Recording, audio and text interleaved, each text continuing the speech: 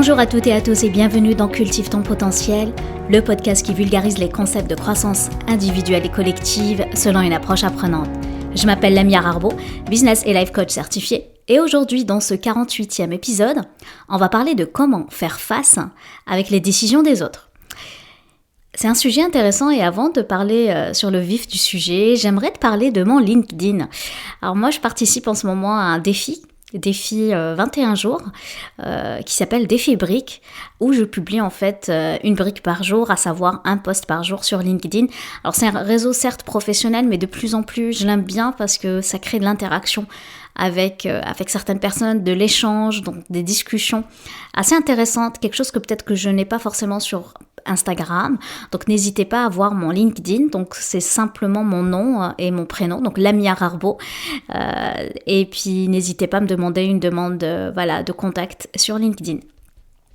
Et ce qui m'a amené en fait par rapport à ce post du jour, c'est quelque chose qui m'est arrivé assez récemment, c'est-à-dire il y a eu une décision qui a été prise par une tierce personne qui m'a affectée et que j'ai pas aimé, et j'ai trouvé ça super puissant comme expérience.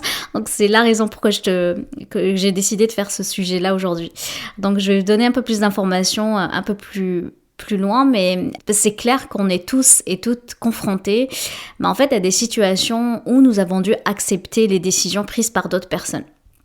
Que nous soyons d'accord ou pas d'accord avec elles, que ce soit d'ailleurs dans le travail, dans nos relations personnelles, dans la vie quotidienne, ce qui se passe, c'est que les décisions des autres peuvent avoir un impact assez significatif sur notre vie. Et du coup, dans cet épisode, justement, nous allons explorer quelle stratégie peut t'aider à composer justement avec ces situations pour que ce soit plus un problème, pour que ce soit pas un brouhaha mental. Et généralement, lorsqu'on n'est pas d'accord avec les décisions d'une tierce personne, c'est qu'on veut rien savoir. La raison principale pourquoi on veut rien savoir à cause d'une décision d'une tierce personne, c'est qu'on manque de confiance envers cette personne ou envers l'organisation, parce que ça peut être aussi une décision organisationnelle. Donc, exemple, dans la boîte où tu travailles, dans l'entreprise où tu travailles, des fois, il y a des décisions où tu n'es pas du tout d'accord avec elles.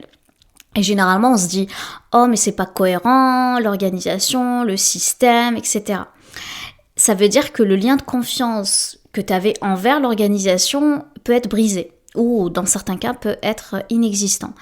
L'effet boule de neige que je vois là-dedans, c'est aussi que ce lien-là de confiance peut être aussi brisé envers finalement les dirigeants, parce qu'une organisation est composée d'humains, donc on est composé d'employés, de managers, etc.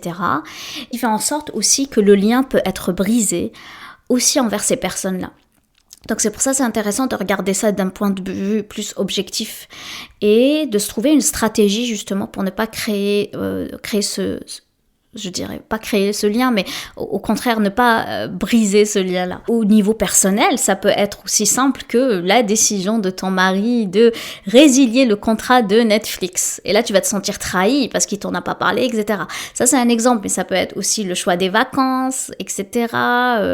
Ces exemples de décisions que les autres peuvent prendre et qui impactent notre vie peuvent être infinis. On se rappelle tous la période du confinement. C'était une décision politique qui a impacté la majorité de la population. Donc oui, il y a certaines décisions qu'on n'a pas en fait le contrôle là-dessus. Ce sont des décisions que d'autres tierces personnes, et ces personnes-là vont impacter notre vie. D'ailleurs, pour le confinement, même si que personnellement, moi j'ai trouvé ça super parce que ça m'a permis de créer avec la petite et mon mari un certain cocon en cette période. Cependant, une de mes valeurs, c'est la liberté, donc ça a été très difficile au niveau de liberté de mouvement, liberté de voyager, donc ça crée quand même un inconfort. Donc oui, plusieurs décisions de certaines personnes peuvent venir nous chercher au niveau intrinsèque, ça vient nous challenger au niveau des valeurs, et ça c'est quelque chose à prendre en compte lorsqu'on veut se donner une stratégie justement pour composer avec les décisions des tierces. Avant de parler de stratégie, c'est intéressant de se dire c'est quoi les risques en fait de ne pas faire face en fait à ces décisions-là. Première chose, moi j'aime bien l'appeler le cercle vicieux du tourment émotionnel. Oui, ça a l'air glauque comme ça, mais sérieusement quand on y pense, ça alimente que la colère. Clairement, parce que quand on est en colère, on va se dire, on va essayer de chercher les preuves que notre colère est légitime. La colère, elle est saine, hein. Je dis pas que c'est pas le cas. Certaines d'ailleurs décisions politiques, ou même quand on regarde l'histoire, c'est intéressant de voir l'histoire. Il y a certaines décisions, tu te dis, mais ça marche pas là. Vous le savez, j'en ai parlé il y a quelques semaines, la fameuse autorisation de la femme pour ouvrir un compte bancaire. Ça va, c'est une décision certes peut-être politique, organisationnelle au niveau de la banque. Certaines colères sont saines, hein, puis on va voir tout à l'heure c'est quoi la stratégie à entreprendre pour faire face à certaines décisions qu'on n'est pas d'accord. Mais ici, ce que j'appelle le tourment émotionnel, c'est l'alimentation de la colère par la colère, et on va essayer de chercher des preuves par des bilans de confirmation, de savoir oui, puis il n'est pas bon ou elle n'est pas bonne, etc. Et puis on essaie d'alimenter ça, et on va appeler les amis, on va appeler les familles, on va appeler les collègues pour savoir est-ce que c'est vrai que finalement cette décision-là, c'est du n'importe quoi. C'est important de considérer ça, de dire est-ce que je veux rester dans ce cercle vicieux du tourment émotionnel, parce qu'on le sait, ça va alimenter ce brouhaha mental, et c'est pas quelque chose qui va nous servir. C'est pas ça qui va engendrer le mouvement, qui va engendrer une certaine stratégie pour se dire comment faire face en fait à cette décision qu'on n'avait pas de contrôle dessus. Le deuxième risque que je vois là-dedans, c'est de prendre les choses personnellement. Prendre les choses personnellement, ça veut dire quoi? Ça veut dire on va prendre les choses au niveau intrinsèque. Clairement, ça va créer du doute de soi. C'est-à-dire, on se dit oui, c'est-à-dire il y a quelque chose qui cloche chez moi, j'ai pas de chance, c'est moi, le problème c'est moi, et ça va vraiment créer du doute et de l'estime de soi.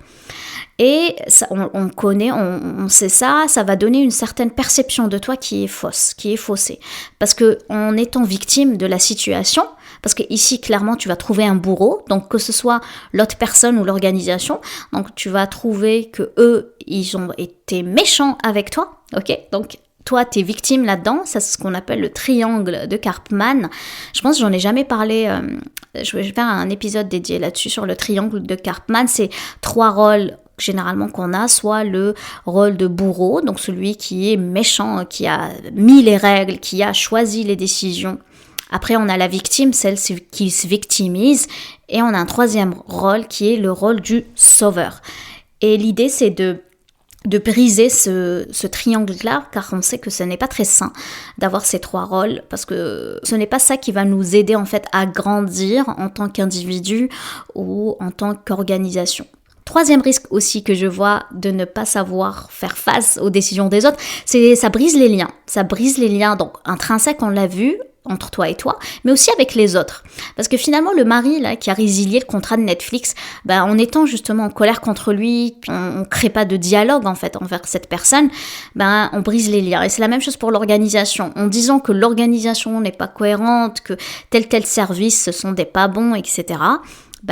On brise les liens parce qu'on sait l'organisation ou le système ou les autres sont composés d'humains. Et généralement, ce qui se passe, c'est qu'on brise les liens et c'est pas très sain pour nous ni pour eux, parce qu'on sait qu'on est des animaux sociaux, on a besoin de la connexion des autres pour créer ce système. Donc ça brise les liens et les relations. Et dernier petit risque que je voyais, enfin petit, c'est peut-être pas un petit, c'est un risque de ne pas respecter les règles. Il y a certaines personnes qui sont d'accord avec ça, de se dire oui, Lamia, moi, les décisions que je suis pas d'accord avec ça, je ne le respecte pas et je suis d'accord avec ça.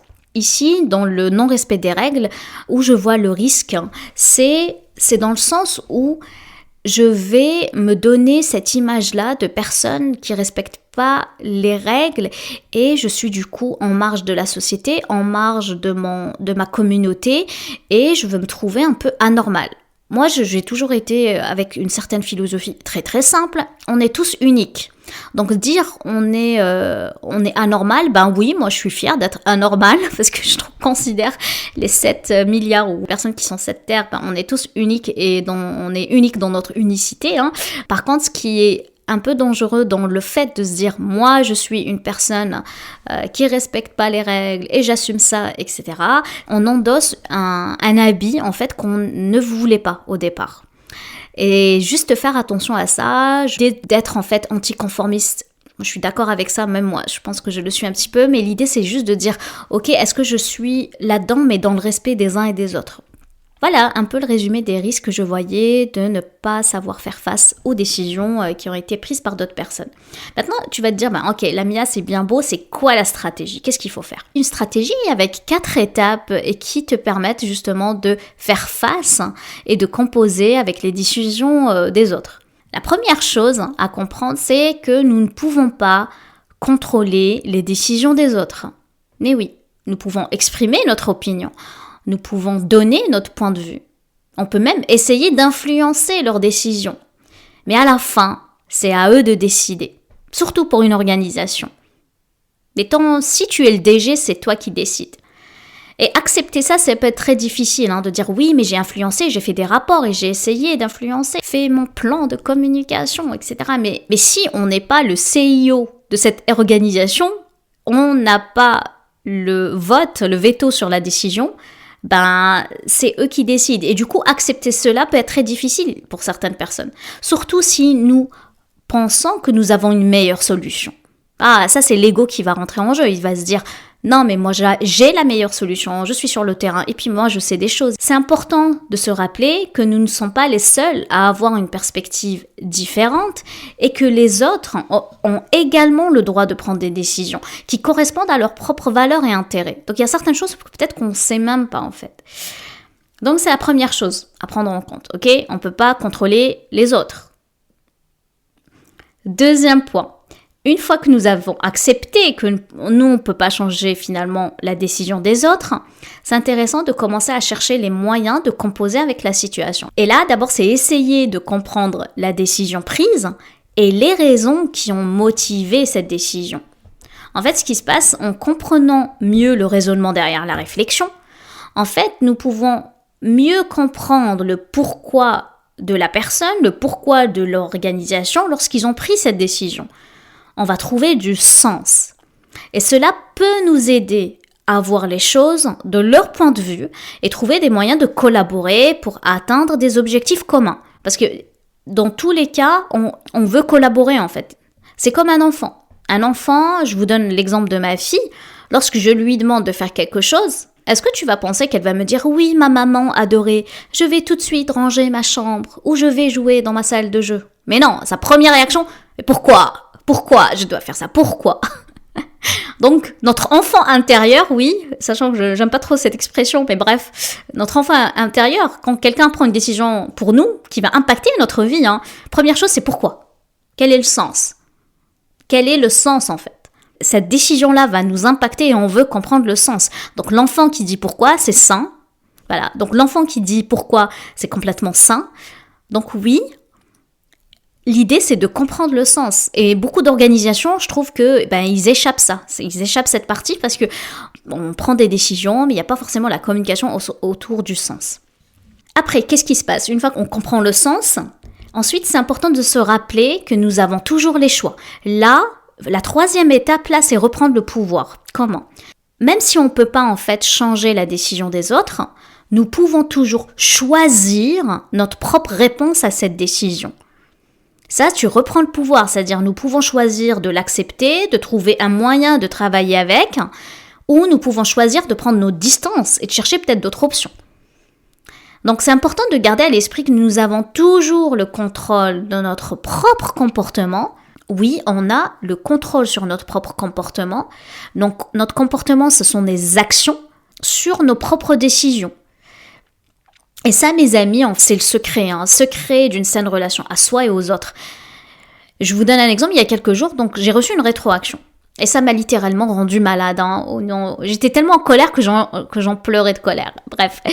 Et je pense que je suis encore. Mais la personne, en fait, qui m'a fait le feedback a relevé une opinion. Ok. Et comme par hasard, il y a quelques jours, je tombe sur ce texte de Adam Grant. Je l'adore, c'est un psychologue organisationnel, comme par hasard, je pense que c'est le lendemain de cette intervention. Je vais vous le lire, son texte. Lorsque quelqu'un offre des commentaires que vous n'aimez pas, la réponse idéale n'est pas de les ignorer, c'est de chercher plus de perspective. La réaction d'une personne est une opinion, Si plusieurs personnes font le même point, donc ils ont la même opinion, c'est un pattern. C'est un pattern, ça veut dire c'est un schéma. Finalement, la meilleure façon de grandir, c'est de trouver le signal récurrent dans le bruit, dans le noise. Ce qu'il voulait dire par là, c'est tout simplement, s'il y a une personne qui vous fait un retour, ne prenez pas les choses personnellement. C'est-à-dire, mettez votre lunette de scientifique, puis essayez de chercher des données, d'autres data qui va confirmer ou pas en fait votre perspective.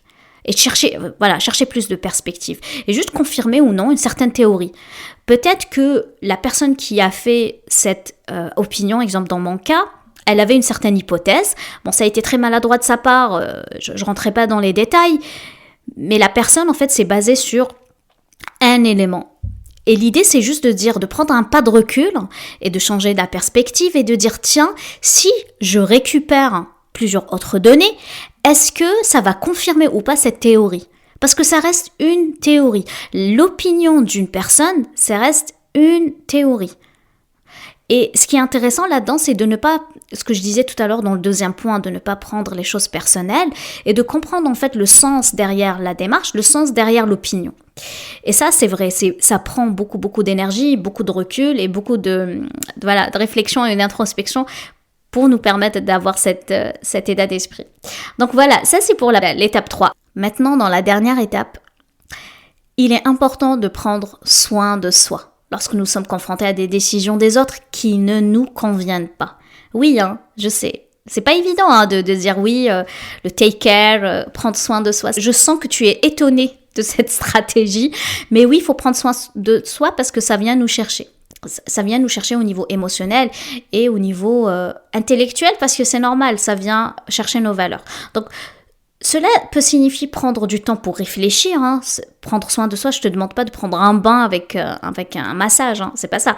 Ça veut dire quoi, prendre soin de soi? C'est prendre le temps pour la réflexion, donc réfléchir et de comprendre nos propres émotions, de comprendre nos propres pensées en fait qui génèrent ces émotions, de comprendre qu'est-ce qui nous dérange là-dedans. Est-ce que c'est en lien avec nos valeurs? Est-ce que c'est en lien avec l'éthique qu'on se donne en fait? Donc l'idée, c'est que ce soit parler à un ami, une amie ou coach pour obtenir du soutien ou trouver en fait les moyens de prendre soin de nous physiquement certes, mais aussi mentalement et émotionnellement. Lorsque nous prenons soin de nous, nous sommes mieux équipés pour faire face aux défis et pour composer avec les décisions des autres. Car oui, c'est un défi, c'est pas évident. On veut être libre. La liberté intrinsèque, c'est quelque chose qui parle à tout le monde. Donc oui, on veut se sentir libre. Donc je sais que c'est inconfortable et c'est pour ça que je t'encourage à te trouver vraiment une stratégie personnalisée qui va te parler pour y faire face.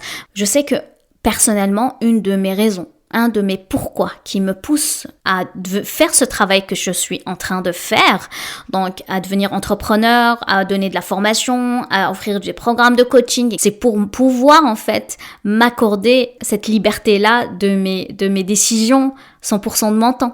Et en se rappelant que nous avons toujours en fait des choix à faire. En prenant soin de nous, nous pouvons apprendre à faire face à ces situations avec plus de sérénité et de confiance. Car en fait, la principale difficulté pour composer avec les décisions qui nous déplaisent, c'est de se sentir victime de cette situation. C'est d'avoir le sentiment en fait qu'on l'a subi, qu'on n'a pas le choix et qu'on doit faire avec. Parfois même nous rendre impuissants. Ce sentiment-là, cette émotion-là qui nous rend impuissants, qu'on n'a pas en fait le contrôle sur nos émotions, sur nos pensées. L'idée, c'est d'avoir conscience en fait de cet état d'esprit, parce qu'un état d'esprit, ça peut le changer. C'est là que le coaching peut être intéressant, parce que pour moi, le coaching, c'est le moyen qu'on peut trouver avec de la formation, combiné avec de la formation, c'est détourner nos pensées automatiques vers des pensées un peu plus conscientes et de dire, tiens, qu'est-ce que je décide de penser de la situation ? Et j'aimerais finir avec une idée, vraiment qui me tient à cœur, c'est qu'on est tous des leaders du changement. Car même si on n'a pas en fait le contrôle sur certaines décisions, on a le contrôle sur notre réaction face à ces décisions-là. Oui, les choses peuvent changer, les choses peuvent évoluer. Et si tu veux prendre part à cela en étant acteur, en étant actrice de ce changement, tu t'en sortiras grandi. Donc n'hésite pas à oser, oui, ose dire haut et fort ce que tu penses et propose des stratégies avec des arguments. Donc c'est ce qui définit selon moi une posture de leader. Ce sont des personnes qui osent, qui seront pas forcément d'accord avec les propositions, mais qui osent dire non, mais avec un certain professionnalisme, avec des certains argumentaires. Et pour moi, le leader aussi, c'est faire preuve d'audace et d'influence. Donc, si tu te sens bloqué dans ta situation, si tu veux retrouver énergie, plaisir et confiance dans ton leadership, si tu veux prendre d'ailleurs de l'élan, avoir de l'audace et d'avoir de l'impact, que ce soit dans ta vie personnelle ou ta vie professionnelle, je suis là pour t'aider avec mon programme de formation et de coaching. Donc, n'hésite pas à prendre rendez-vous avec moi ou écris-moi tout simplement si tu veux avoir plus de détails. Je vais m'arrêter là, je te remercie de m'avoir écouté. J'espère que tu as eu autant de plaisir à écouter cet épisode que j'en ai à le créer. Sur ce, je te laisse cultiver les grains. Prends soin de toi, je t'embrasse, passe une excellente semaine et je te dis à vendredi prochain. Ciao, ciao.